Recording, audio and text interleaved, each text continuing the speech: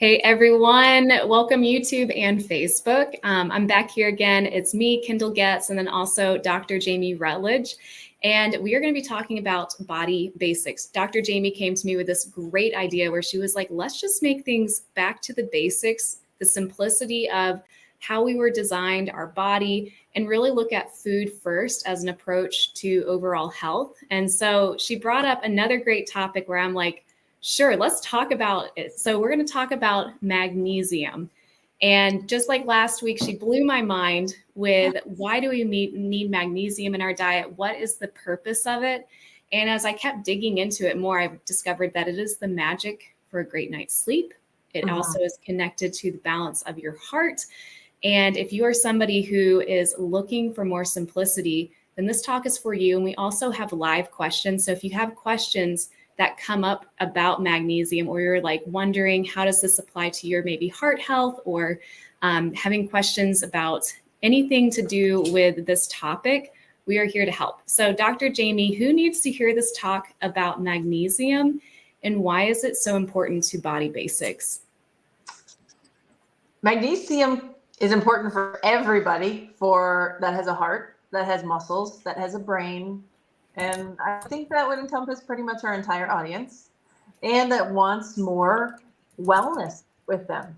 It's an amazing mineral. We talked last week about iron. If you all haven't seen that, you have to check that out. But I wanted to talk about magnesium today because I have friends that ask me about sleep and patience. I have people that ask me about irregularities in their heart rhythms and about muscle cramping and recovery after workouts. So that's why I want to talk about magnesium today. Magnesium is unique, it's essential, it is critical for over 300 biochemical reactions in our body. It is a cofactor in over 300 biochemical reactions. That is amazing. It supports your immune system. It supports energy production at the cellular level. Like we talked last time, when your cells are well, you are healthy, right? It supports nerve function and neurotransmitter function for brain health. It regulates the muscle fibers that open and close the musculature of not just your muscles like your biceps and your quads and the things that you're working out when you might do a workout, but it's also doing that in your heart, right? Your heart is a muscle. So remember that this is important for those things as well. So thank you for having me on to talk about the magic of magnesium. Well, I love this topic because you bring a really good insight into not just overall muscular fitness that we think about like in the gym, but also internal organ fitness, which is really the foundation to longevity and great health. And sometimes, I mean, I'm in a younger generation where it's all about gains and muscle and looking hot. And though, what is it going to look like 10 to 15, 20, 30 years now? And how am I preparing myself now so that as I age with grace, that I still have a really strong internal organ fitness and that it's not getting worn down over time? And so I love that you're talking about this to bring light to magnesium. What does it look like to be magnesium deficient? Yes. So if you are having cramping or weakness muscularly, you feel that way. If you're having fatigue, if you're having irregular heart rhythms, that could be a factor. If you're having sleep disturbances, and not necessarily those hot flashes, but just the can't get to sleep, can't maintain your sleep, you feel low energy. Those are some signs that you might be having magnesium deficiency. And the most common one is constipation. If you are having slow bowels or straining or not having a bowel movement every day, you are likely a little deficient in magnesium. So that's why I want to talk about things. Yeah, you might have just summed up most Americans. I heard somebody say that we're the constipated nation. My gosh, I've never heard that, but yes, I can see that. I think it's a wild number. It's like, oh man, I wish I could remember the stats, but a very high percentage of people who probably won't admit it, but constipation is very big. So you're saying magnesium could be a really big source to that, to fixing the issue. Yeah, absolutely. Your gut actually moves and creates a bowel movement with peristaltic movement. And peristaltic movement is a contraction of a muscle. And so there are different forms of magnesium that work at the muscle level, but also work on an osmotic level in your GI tract to move the muscle, but also bring the water and the liquid into the space to make a bowel movement so that you actually can push out that waste. Wow. So something that I really admire about you is that you really do take a lot of time to focus on gut health. Mm-hmm. And you're really the person I go to first and foremost when I think about any indigestion, gut issues. Can you share more about gut health and magnesium? Because the microbiome seems to be such a hot buzzword right now. Yes, the microbiome is really important in so many of our body functions. It is important, the balance in our GI tract, that we can create neurotransmitters from the wall, the lining of your GI tract that then loop up into the brain. And then the brain creates neurotransmitters that then send signals back down to the gut. So as magnesium and foods that you're absorbing need to be, or as you're absorbing them, right, they need to be available regularly, they need to be absorbable, and they need to be something that your body recognizes as functional. It doesn't have to break it down too far. So when you think about GI health, and most people don't think about that with magnesium, but it is a muscle, right? It's not fully a muscle, but there are muscles there that contract to move waste in and out. Yes, this. And if you hear you can feel it sometimes when you put your hand on your lower abdomen. That is peristalsis, it's called, and that is regulated by magnesium. And so when you think of also the ends of a nerve cell, right, the magnesium will coat those nerve cells and help with mental health by helping you manage your neurotransmitters. So not only is it helping with your gut, it's helping with your dual brain system, right? Your actual brain and your gut. It's like the two brain system, and magnesium is important for that, so that you are having proper neurotransmitter function and you're getting rid of the waste, the excess hormones, the excess like cortisol, and the excess toxins that you take in with your food. If you're not getting that out of your GI tract, your microbiome is struggling to balance itself. And so if you can add that magnesium in through your foods and get that peristaltic muscle movement going, and also the osmotic effect, which osmosis, remember this from science class, where like the shift in fluids versus the substances. And so if you can pull in water from the lining of the gut into the lumen, right? The lumen would be the tube. That will allow that waste to be pushed out and gathered up through that peristaltic movement. And with fiber, someday we'll talk about fiber more too. Yes. But all of those things show you that the neurotransmitters, doesn't seem like having a bowel movement would be so important to your mental health. But if you can have that, you're going to have a better feedback loop between the brain and the gut, and magnesium can help with that at the nerve cell level and at the muscle cell level. This is really eye-opening. So what you're saying is that if we are maybe possibly deficient in magnesium, then this could be impacting even our mental health, because everything in that gut brain loop is connected. Why don't we talk about some of the foods that are magnesium rich? Because I love that we're a food first. I know a lot of people who take magnesium supplements, but we can get it from our food. So what are some food sources that you recommend for getting magnesium? Well, my favorite, and I recommend it every time, dark leafy greens. That's not what people think about first, though. My first thought is banana. Yeah, that's true. Maybe banana for magnesium and potassium. Yeah, you're right. But dark leafy greens. Seeds. So pumpkin seeds, if you made your pumpkin seeds last week, we talked about it with iron. Also great source of magnesium. The sunflower seeds, almonds, really important. Also beans, black beans, garbanzo beans, lentils, great sources of magnesium. If you are a fish eater, wild caught fish only, please. You're going to get, or you can go fishing with Kindle and next time in Florida and catch something wild and beautiful. Also dark chocolate. I mean, we all need a little bit extra there. And whole grains, oats, rice, they can have magnesium in them naturally. They don't have to be fortified with it. I don't want to shoot people in the direction of needing fortified foods because they do have them. Some of the other things you talk about a lot are potatoes, right? Yes. Most people, and I have definitely have done this, right? Steer clear of white foods.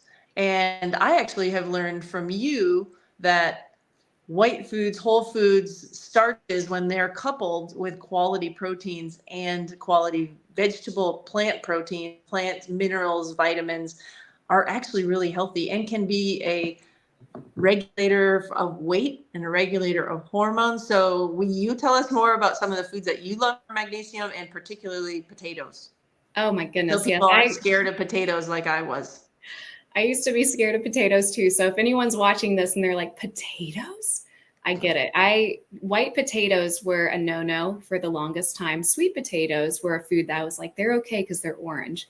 And though when I learned about the power of white potatoes, they're unbelievably high in potassium, magnesium, and they are one of the foods where you can get just an abundance of minerals, all packaged in this delicious starchy food that actually is one of the number one foods. A boiled white potato is the most satiating food on the planet. So if you're like, oh, I'm really craving comfort foods, you're probably actually, your brain and your body are telling you, let's go get some more magnesium, let's go get some potassium. And these foods really do nourish us on an intense level. They're the number one food that I recommend for weight loss. And that blows people's minds because it's been such a long time that they've maybe even eaten a carb if they've gone the opposite direction. And being somebody who has done that too, I remember the first time I sat down, I felt it was like naughty, but at the same time, it was like, man, this tastes so good. Can it really be that great for me? And then day after day after day, I began losing weight very rapidly, eating a very starch heavy and plant heavy diet with lots of vegetables, all fruits, all vegetables of every kind. So I'm a big fan of the white potato, and even coming into mind of like white rice. I don't know if the magnesium content in there is, but foods that maybe have been put off as a food list that maybe doesn't seem to have nutrient value, it really actually can. So maybe invite potatoes back into your lifestyle. I teach people how to lose weight using these foods. I call it super starch because the starch really is that super powerful. And if you need help with that, that is my favorite thing to do, is to help you overcome the mindset and the nutrition portion so that you really can blend the two together and be able to eat an abundance of food that are very high in nutrients, but very low in calories.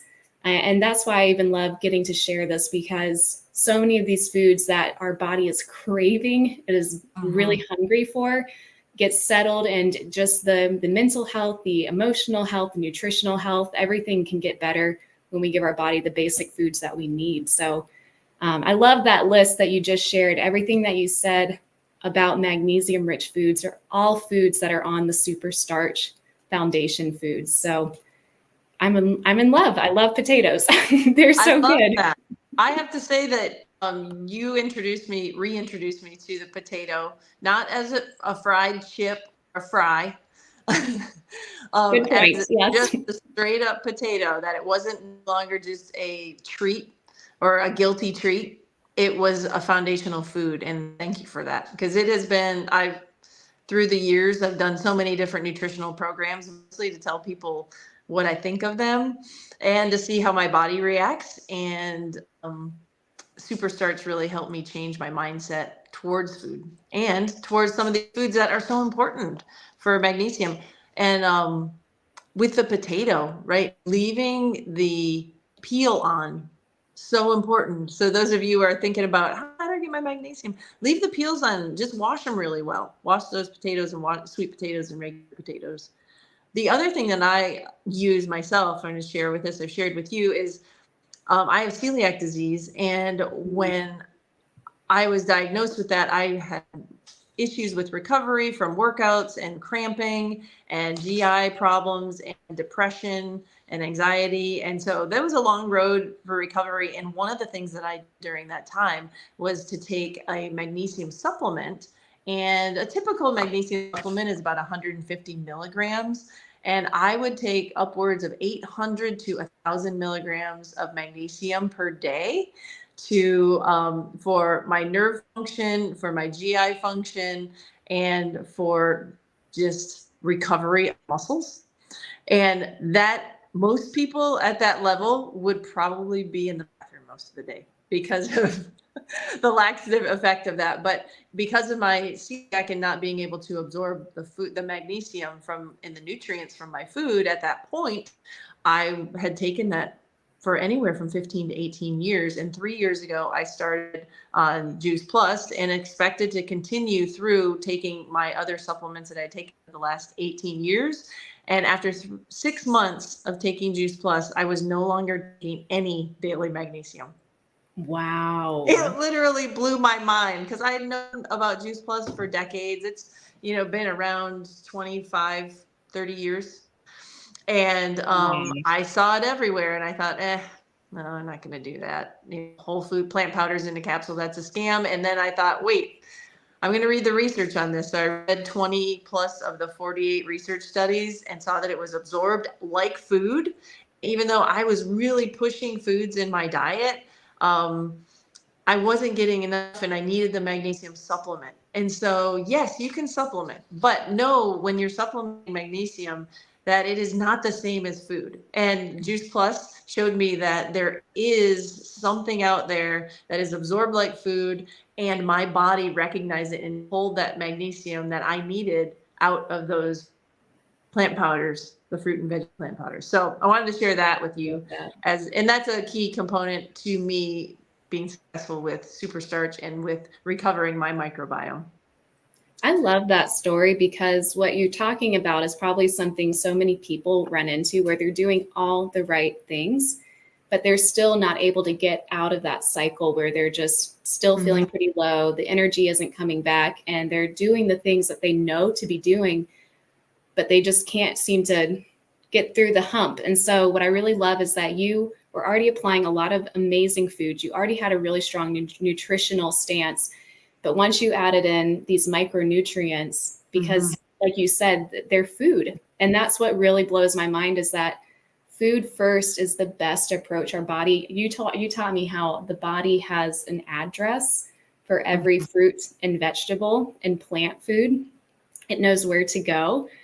That to me is just the power of good nutrition. So introducing magnesium that way through fruits and vegetable capsules is such a game changer. Yeah, absolutely.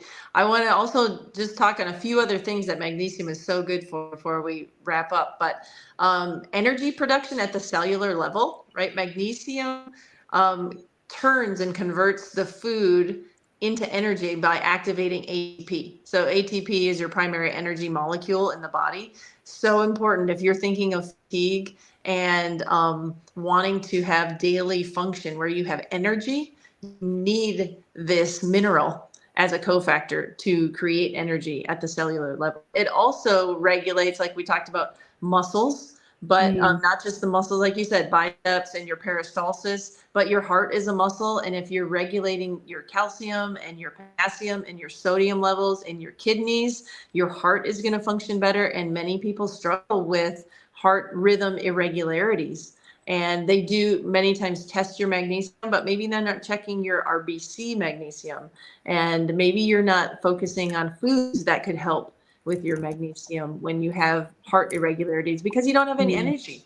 You feel terrible.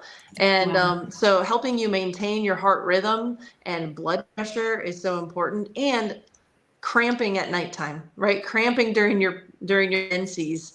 All of I was those just things. about to ask that. I got a text message from somebody saying, please talk about hormones and menstrual cycles. So yeah, so good timing. if you think about when for women, right, when the uterus is shedding that lining as your cycle starts, your uterus contracts as a muscle.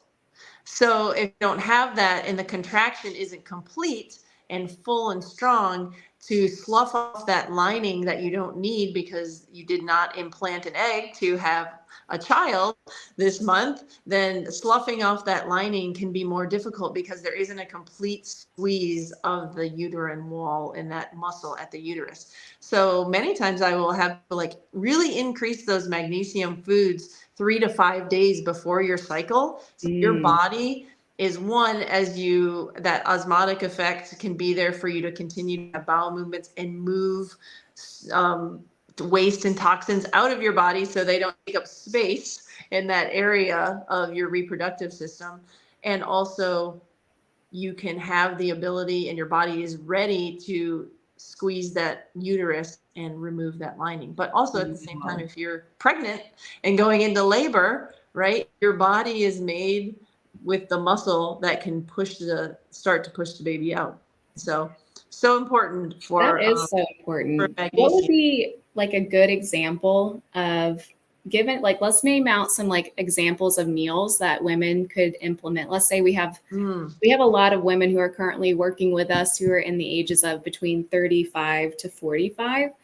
And so maybe we could give an example of a pre-menses meal plan day. Like what would that look like from breakfast, snacks, lunch, dinner throughout the day? I like that. You're going to have to help me with that because I'm not as good at recipes on the fly. I'm good at like body knowledge on the fly.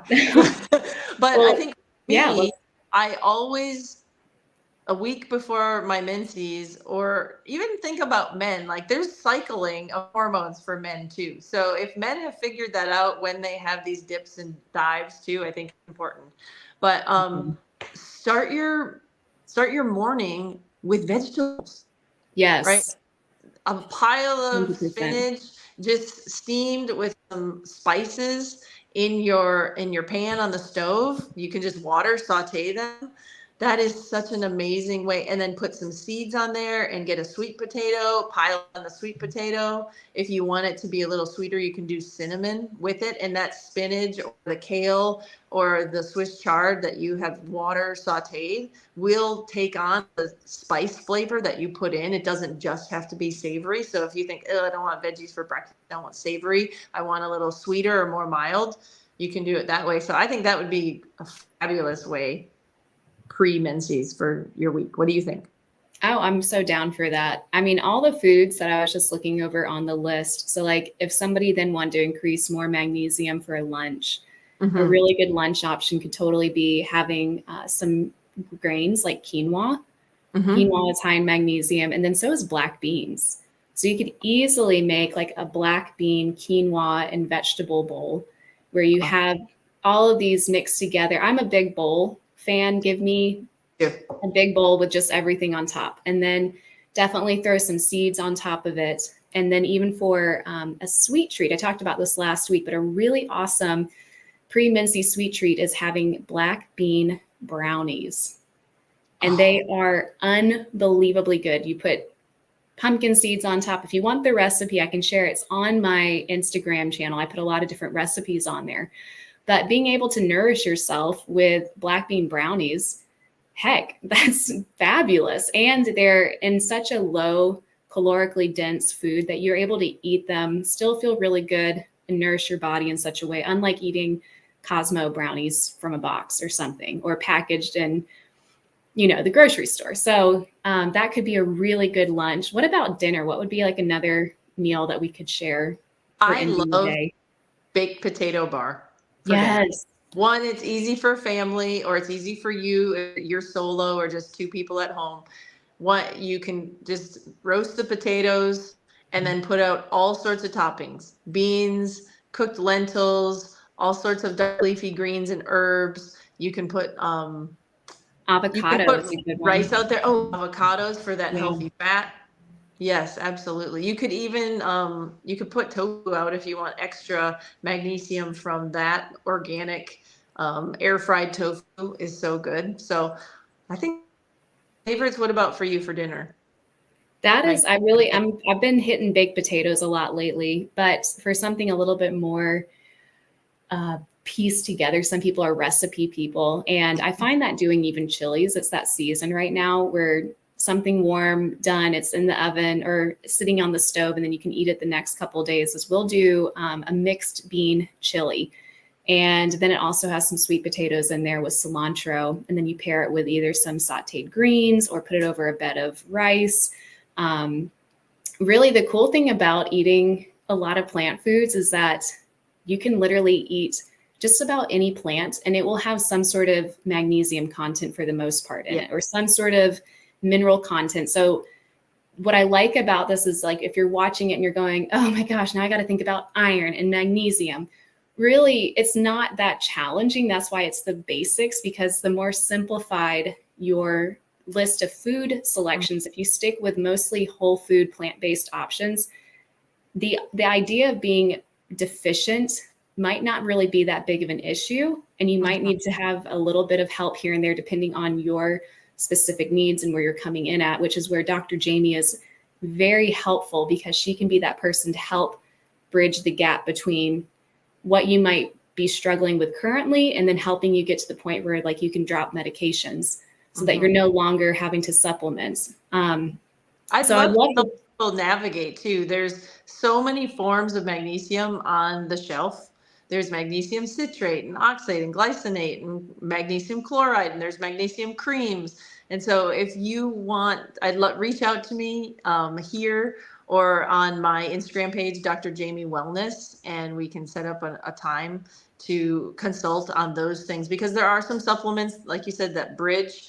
And then as you get more magnesium in your foods, that these can be a great bridge, kind of like it was for me. And the Juice Plus was that ultimate bridge into a whole new mindset of plant-based eating, plant powders, functional foods, even though I already did a food first approach to my own health and to my family and to that of my patients. That the community of Juice Plus helped me see a whole different side of this, and you have as well. So thank you. I hope some people will ask questions, and we will answer them and get with you.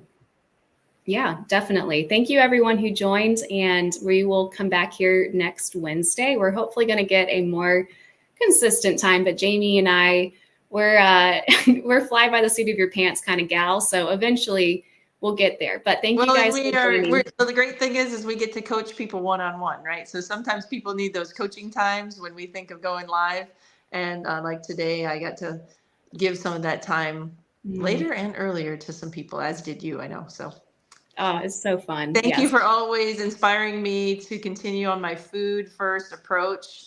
I'm proud to say I'm one of your functional foodie fans. Oh, I'm so lucky to hang out with you too. Thank you, everyone, for joining us, and we will be back here next Wednesday. And thank you. And if you have questions, reach out to us, and we would love to help you the best that we can. Have a great day. Bye. Bye. Thank you.